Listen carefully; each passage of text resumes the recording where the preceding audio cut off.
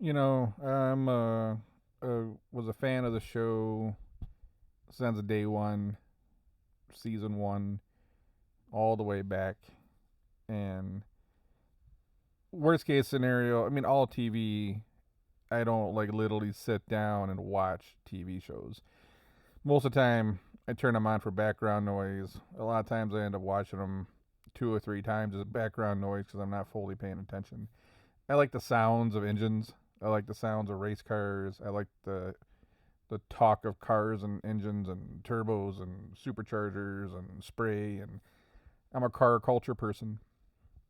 But I've always had the show playing on, TV somewhere at some point when I'm working. And if you remember, there was that time where Big Chief went missing. He wasn't like appearing in the episodes. I think that's around the time that the podcast got shut down. And I'm pulling from memory here. I didn't go do no research. I just saw something. It's Monday. Street Outlaws is supposed to be on tonight. I was like, I'll do a quick episode on this. But there's that time when like Chief disappeared, the podcast got shut down, and things just kind of changed. They were never the same, and I started to lose interest in the show. And then they started moving into, we saw more of the traveling around, competing against other places in the country, which I thought was really cool. I enjoyed that. And then we did the No Prep King thing started to kick in. But, I always look back at TV shows and you see where they got their start. It's funny, if you go back to season one of Street Outlaws, how the whole season, maybe even season two, it looked like one pilot episode. We didn't really care about the cinematography. We didn't care about the lighting. It was raw. It's almost like your buddy's following you around with a GoPro. And, I enjoyed that. There's other seasons on TV that started off really well. And they morphed into these overly scripted, manufactured drama houses. And things go downhill from there. But in this case, I just feel that they were better off from the perspective of not having access to all the money. And that's, if you follow my channel, I'm all about making money. I want to make money. I want to take care of my family. I want to live a good life. Um, you know, making money is a good thing. I'm happy for all these dudes making cash.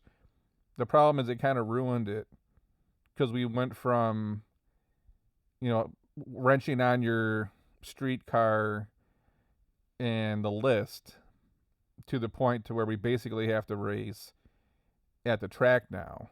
And you can, whatever, you can call it no prep, but you're still at a track. And I enjoy those, don't get me wrong. But I do miss the older, grittier, working on things that everyday Joe has access to, right? And then they got the money, and now it's like, now I got 3 spare Proline engines, and every year I can switch from I can go to twin turbos, or I can get a Pro Charger, and then like the Pro Charger, I'm gonna go back to twin turbos. And I think I'm gonna do a Pro Charger with a Hemi this year. Um, and I like all that talk. I love that stuff, right? I always love the race boats, right? Give me 2 500 plus cubic inch supercharged big blocks in an offshore boat. That's my soundtrack for life. Sounds amazing. So I enjoy it, but it just wasn't the same vibe. It's not the same vibe anymore. I like what Ryan does. I mean, the Fireball's awesome. The new car is awesome. But it's not like street racing anymore. It's NHRA budget light, and not even sure about that. They're spending so much cash on some of this stuff. Back in the day, in the OG, Street Outlaws with the list, back the Varley days, right? The gold car, that type of stuff. You didn't have engines that had to be torn down after 50 passes. They always had some issues, right? But they were normal everyday. Like where I grew up, I grew up in a working class neighborhood. Depending on where you went, that was about as good as it got. But the guys that just wrenched on their cars, weekend hobby, weekend warrior, you went down to the drag strip, or I grew up just south of Detroit. I mean, people are racing all over the street. You go downtown, the warehouse races, if you know what I'm talking about. Back in the day, anyways, like the 90s, early 2000s. It still goes on today, but that was and you also had those races, you had the people that would show up with a car on the trailer and they wouldn't pull that car off the trailer for like less than $5,000.